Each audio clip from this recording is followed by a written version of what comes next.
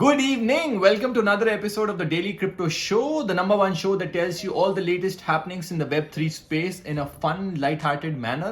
And जो भी मेरे प्यारे podcast listeners हैं who are listening to this on Spotify, a very warm welcome to all of you. तो शुरुआत करते हैं आज की कुछ exciting news items के साथ. सबसे पहले अब NFT प्रोफाइल पिक्चर प्रोजेक्ट्स के बाद एक नए टाइप ऑफ NFT प्रोजेक्ट्स आएंगे जिनको हम बोलेंगे NFT बैनर इमेजेस. मतलब to be very honest, I was on the verge of coming around to think and develop something around those lines because I was thinking कि यार देखो बहुत सारे सोशल मीडिया प्लेटफॉर्म्स होते हैं जहां पर आप ये प्रोफाइल पिक्चर प्रोजेक्ट्स की जो NFTs हैं आप नहीं यूटिलाइज कर सकते. मतलब स्कोप बहुत लिमिटेड है, नहीं कि खाली आपने एज अ DP यूज कर लिया. What about my YouTube channel art? What about my Facebook background image? So these were some of the places, exactly, Twitter also, LinkedIn also. So all these social media platforms, they have other modes of profile pictures that you can be used, which you cannot do with this 400 by 400 pixels NFT profile pictures. तो ये एक जो void था market में, इसको radio काका एक company है, इट्स एक्चुअली अ DAO. उन्होंने इसको ढूंढा एंड दे वर लाइक कि यार हम एक नए टाइप ऑफ NFT प्रोजेक्ट कहेंगे. उन्होंने इसका नाम रखा है NFT Jacuzzi collectibles and they are developing it with a famous music artist French Montana. So let's see how this project turns out to be. I think it can be received well by the market participants because it is something new, and this whole Web3 and NFT ecosystem, the new is always better. It gets picked up by the market participants at a much rather pace than the existing projects because लोग थोड़ा bore हो जाते हैं यार. ये जो PFP projects थे यार, अब इतना सैचुरेशन आ गया ना मार्केट में इसको लेकर, मतलब लोगों को कुछ नया चाहिए. So I think on that note this could be a project to look out for, and this will be available on OpenPFP. It is a NFT marketplace which is developed by Radio Kaka, the same company that is coming behind this NFT collectibles. So let's see how this works out, and of course when this happens you will get to know about it here, so make sure to follow. तो आगे बढ़ते हैं एक scam की तरफ. Yes, थोड़ा सा दुखद न्यूज. एक फेमस ताइवानीज पॉप स्टार हैं Jay Chou. He lost his Bored Ape Yacht Club NFT to a bunch of scammers. There's nothing much to say here. All I can say is my heart goes out to you, brother, because these NFTs are not just about money. It's just that it becomes a part of your digital identity, and losing that is like losing a part of you. I think I'm getting too much there, so just take it easy, bro. I feel for you. let's just end here. So इन्होंने अपने Instagram पे इसके बारे में post किया था, जो आप देख सकते हैं इधर या शायद इधर, तो जहां पर भी, but you can see that. And you can be, please, if you hold any NFTs, you got to be very sure that you do not click on any unidentified links, and ज़्यादा के पीछे मत भागो. जो है उसको संभाल कर रखो. That is the key to survive in this industry. Till the time we have stricter regulations, so that should be your number one priority, that just whatever you have, you make sure that you keep on holding on to it. So इसी के साथ आगे बढ़ते हैं एक और news item की तरफ. Binance has become an official crypto partner for the 64th Grammy Awards. Binance ने बोला है वो इस पार्टनरशिप के माध्यम से थोड़े Web3 टेक्नोलॉजिकल सॉल्यूशंस प्रोवाइड करेंगे रॉयल अकेडमी को, एंड थोड़ा खुद का भी फायदा करेंगे because all these big crypto companies they are spending a lot of money on promotion. And अभी ये बिटकॉइन समिट हुआ, देन क्रिप्टो एक्सपो हुआ 2020 in Dubai. So all these companies, they're trying to make sure that they get more eyeballs, they get more people talking about it. So congrats to Binance on getting the sponsorship. I don't know. Why am I doing that? And आज की सबसे ज़्यादा important news, yet another hack. ये hacks ने ना यार, मतलब ये चैनल ही मेरा बंद करा देना है. मतलब इतने सारे hacks होंगे, लोग बोलेंगे कि यार मतलब just tell us something positive also for once. But in any case, Bored Ape Yacht Club, the world famous NFT project, it was hacked, and in an official statement from their Twitter account, they mentioned that their Discord server was hacked, and please do not mint any NFTs from that server as of now. इसके बारे में आपको थोड़ी सी details बनाता हूँ कि क्या हुआ कि यार ये अपना एक प्राइवेट इवेंट होस्ट कर रहे थे, Bored Ape Kennel Club, which is another project that is run by Yuga Labs, which is the founding company behind Bored Ape Yacht Club. तो एक उनका प्राइवेट इवेंट चल रहा था डिस्कॉर्ड में, एंड वहां पे एक स्कैमर ने आकर एंट्री मारी और एक लिंक छोड़ दिया. अब ये फिशिंग लिंक था कि जिसपे भी जो भी इस पे कोई क्लिक करता वो फंस जाता और वो पकड़ा जाता, मतलब मच्छी की तरह. क्या मतलब कुछ भी, बट या दैट्स द पॉइंट. तो क्या हुआ, उसने उसने लिंक डाला, उसमें लिखा कि ये स्टील NFT है, अगर जो उस पर सबसे पहले क्लिक करेगा उसको मिल जाएगी. एंड लोगों को, आपको पता है ये greed, this so much greed तो वो टूट पड़े, उसमें एक आदमी ने क्लिक कर दिया एंड उसकी जो बेचारे की NFT थी, he lost that. I think apparently it was a Bored Ape Kennel Club NFT and a Bored Ape Mutant Club NFT।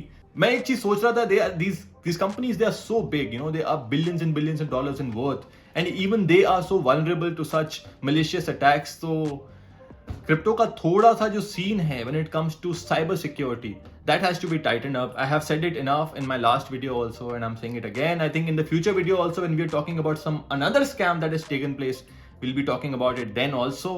But this needs to be tightened up, because this gives the traditional governments and the traditional market participants to doubt this industry, because they say कि यार देखो, जो जब तक security नहीं है ना किसी चीज में, तब तक उसका कोई फायदा नहीं है। आप स्टॉक मार्केट में पैसा लगाइए, ऐसा थोड़ा है आपके किसी ने स्टॉक मार्केट से पैसा निकाल दिया, मतलब निकाला होगा तो हम जैसे लोगों को पता नहीं चलता नहीं, बिकॉज वो 1000 में से एक चीज होती है स्टॉक मार्केट में। यहाँ क्रिप्टो में देखो रोज 10,000 स्कैम होते हैं, थोड़ा ज्यादा बोल रहा हूँ बट दैट्स द पॉइंट।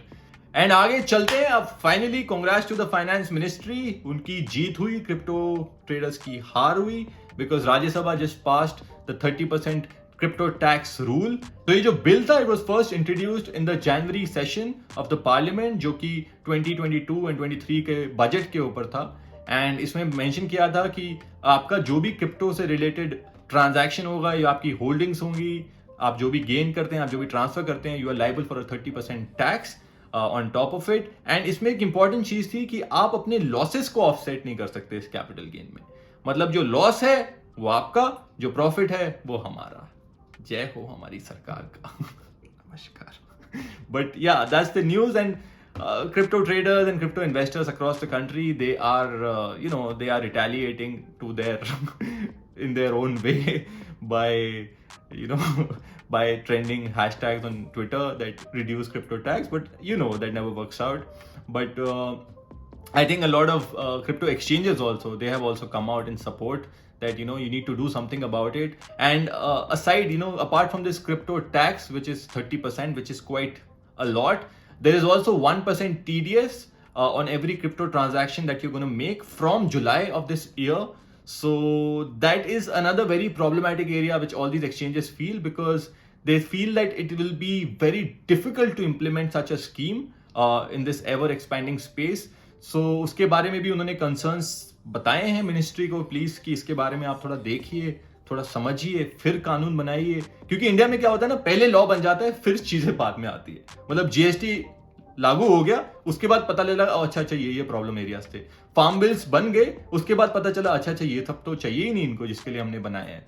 तो ये फिर से एक ऐसी ही चीज हुई है कि क्रिप्टो के लॉज बना दिए गए हैं, टैक्स उसका शुरू हो गया है, बट जो मार्केट पार्टिसिपेंट्स हैं एंड जिनके लिए लॉ बना है, उनको इतने सारे सवाल हैं। सो उनकी ग्रीवियंसेस को पहले सुनना चाहिए था, थोड़ा रिसर्च करनी चाहिए थी। बनाने के बाद क्या रिसर्च करनी ना, जब गले लगा लिया तो फिर किस बात का आजमाना किसी को, ये थोड़ा सा बकवास होगी। एंड आगे बढ़ते हैं एक और बुलिश न्यूज की तरफ। International banking giant city bank, उन्होंने प्रिडिक्ट किया है that the metaverse could be a $13 trillion industry with 5 billion users by the end of 2030. मतलब 2030 is not that far guys, it's just like 8 years. And जिस speed पे time भाग रहा है, आपको पता भी नहीं चला होगा जब हम 2030 में एक और मेरी पॉडकास्ट देख रहे होंगे या वीडियो सुन रहे होंगे। उल्टा बोल दिया right, but you get the point. So $13 trillion आज का अगर मैं आपको बताऊं, अभी जो क्रिप्टो की पूरी मार्केट कैप है सारी क्रिप्टो इंडस्ट्री की, दैट इज 2 ट्रिलियन। तो इन्होंने खाली मेटावर्स को बोला है कि 13 ट्रिलियन हो गई। सिटी का मानना है कि जो नेक्स्ट एवोल्यूशन ऑफ इंटरनेट है ना, ये जो वेब 3 जिसे हम बोलते हैं, इसमें खाली गेमिंग तक की सीमित नहीं रहेगा, या ये NFTs ही नहीं रहेंगी जिसके बारे में सब क्रेजी हो रहे हैं, बल्कि जितनी भी सोशल कोलैबोरेशन होगी, जितना भी health care, food industry and a lot of other things, they are going to be shifted on this platform. तो इसीलिए उन्होंने प्रेडिक्ट किया कि आने वाला time is going to be very very much profitable for this industry. And इन्होंने थोड़ा सा मेंशन किया था कि हाँ, उसके इंफ्रास्ट्रक्चर को डेवलप करने के लिए काफी खर्चा आएगा, जो सिटी आप ही स्पॉन्सर कर दीजिए। एंड आगे बढ़ते हैं, कुछ खाने की न्यूज डिस्कस करते हैं। KFC, the famous fast food chain, उन्होंने बहुत सारे NFT related and metaverse related trademarks file करे हैं पिछले हफ्ते में। उनका जो ट्रेडमार्क अटॉर्नी था, उन्होंने इसके बारे में अपने इंस्टाग्राम पे थोड़ा सा जिक्र किया कि हाँ भाई, आया था KFC हमारे पास, हमने कर दिए उनके ट्रेडमार्क्स फाइल, एंड वो अपना इस वर्चुअल मेटावर्स में डिलीवरी करेंगे खाने की, थोड़ा सा इकोसिस्टम बनाएंगे जहाँ पे थोड़े गेमिंग वगैरह होएगा एंड इंटरेक्शन होगा, मतलब बहुत सारी चीज़ें होंगी। आपको वर्चुअल सॉफ्ट ड्रिंक्स दी जाएंगी, वर्चुअल बर्गर्स दिए जाएंगे, मतलब इन्हें कैसे खाएंगे हम लोग, ये सब समझ नहीं आते। ये सब चीज़ें सुन के मतलब क्या, मतलब ये सब चीज़ें नहीं अभी तक समझ आ रही। I can understand the use case of NFTs, but ये जो फूड इंडस्ट्रीज हैं ये वहां जा रही हैं। ऑफकोर्स मतलब यार ये खाना वगैरह तो आपको फिजिकल वर्ल्ड में ही खाना होगा, ये मैं बेवकूफ़ नहीं हूँ, बट टेक्नोलॉजी कहाँ जा रही है, ये चीजें थोड़ा सा ना they are very overwhelming at times, थोड़ा इसको समझना। हाँ, एक चीज देखो जरूर समझ आती है कि जो फूड इंडस्ट्रीज हैं, why are they shifting to metaverse, इसके पीछे एक सीधा सीधा रीजन है। बिकॉज देखो जो कंपनीज है ना, इनको बहुत ज्यादा खर्चा करना पड़ता है अपनी एडवर्टाइजमेंट में। मतलब 2020 का अगर मैं आपको बताऊं तो जो मैकडोनल्ड्स है, McDonald's alone they spend over $600 million in advertisement. तो इस मेटावर्स में ना एक तो इनके पास चांस होगा कि ये लार्जर मार्केट्स को टैप कर सकते हैं, बिकॉज अनलिमिटेड स्कोप है मेटावर्स में, आप कितने भी लोगों को जोड़ सकते हो। तो ये अगर खुद का एक इकोसिस्टम बना देंगे तो थोड़ा सा इस लार्जर मार्केट को कैप्चर कर सकते हैं एंड थोड़ा सा अपनी कॉस्ट को कम कर सकते हैं। मतलब ये इतने सारे मीडिएटर्स हैं जो आपकी मार्केटिंग एंड एडवर्टाइजमेंट में मदद करते हैं, तो आप खुद ही कर सकते हैं ना। आप अपना खुद का सिस्टम बना लेंगे, आप अपना खुद का इकोसिस्टम बना लेंगे। वहां पे आपको ये पब्लिक होर्डिंग्स एंड ये प्लेटफॉर्म्स पे डिपेंडेंट नहीं होना पड़ेगा अपनी डिजिटल मार्केटिंग या ये ऑफलाइन मार्केटिंग के लिए। आप अब एक अपना खुद का मेटावर्स बना सकते हैं, अपना खुद का इकोसिस्टम बना सकते हैं जिसकी रीच अनलिमिटेड होगी, क्रॉस बाउंड्रीज होगी। एंड अब बहुत ज्यादा हो गया इसके बारे में, तो थोड़ा आगे बढ़ते हैं। एंड पिछले 24 घंटे में क्रिप्टो मार्केट्स में 5% का फॉल आया, बिकॉज ईयू ने एक लॉ पास किया जिसने बैन किया जितनी भी प्राइवेट क्रिप्टो ट्रांजैक्शंस होंगी वो उन्होंने बैन कर दी। तो जो यूरोपियन यूनियन का पार्लियामेंट है, उन्होंने एक लॉ पास किया है जिसके हिसाब से जितनी भी प्राइवेट क्रिप्टो ट्रांजैक्शंस है अबव 1000 यूरोस, उसका जो हिसाब किताब है वो एक्सचेंज को, गवर्नमेंट को देना होगा। क्यों? मतलब अभी आप ऐसे सोच के देखिए, एंड ये कॉइनबेस के जो सीईओ हैं उन्होंने इसके बारे में ट्वीट किया कि जब भी मैं कोई बैंक से पैसा निकालता हूं क्या मैं गवर्नमेंट को बताता हूं? तो ये तो मतलब आप लोगों की जो प्रिवेसी है उसको एक सीधा तरीके से मतलब you crushing it. And 1000 euros is not even that big an amount to start with. I mean that's not the, of course that's not the debate here, but 1000 euros is not even that big an amount कि आप इसके ऊपर एक ऐसी आप उसके ऊपर एक प्रतिबंध लगा सकते हैं। एंड आज की आखिरी news, Nike wants to destroy unauthorized NFTs. पर कैसे करोगे तुम ये, दैट्स द क्वेश्चन। तो इसके बारे में आपको थोड़ी सी डिटेल बताते हैं। So a quick back story behind this. एक StockX करके ऑनलाइन रीसेलर है। तो ये रीसेलर्स क्या करते हैं कि मान लो नाइकी ने एक नया जूता लॉन्च किया, ये उसको खरीदेंगे एंड उसको होल्ड करके रखेंगे एंड थोड़े टाइम बाद किसी कस्टमर को चाहिए होगा तो वो उसको कहेंगे ये तो 10,000 का आया था ना, तुम मेरे को 20,000 दो तब मैं आपको ये दूंगा।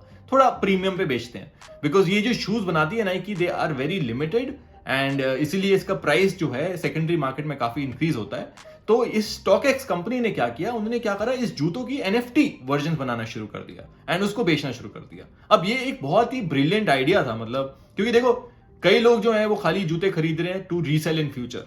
तो ये फालतू में पहले जूता मैं ऑर्डर करूं, वो मेरे घर आए, फिर मैं किसी और को बेचूं, मतलब ये फालतू में लॉजिस्टिक्स का खर्चा है ना। इससे अच्छा अगर एक NFT है उस जूते की, तो मैं ये NFT कल को किसी को सीधा ट्रांसफर कर सकता हूं एंड अगर किसी को वो जूता एक्चुअली रिडीम करना है तो वो भी उसमें ऑप्शन है। तो ये StockX का बढ़िया आइडिया था, बट प्रॉब्लम थी कि भाई ये कंपनी जो नाइकी है वो आपके बाप की नहीं है।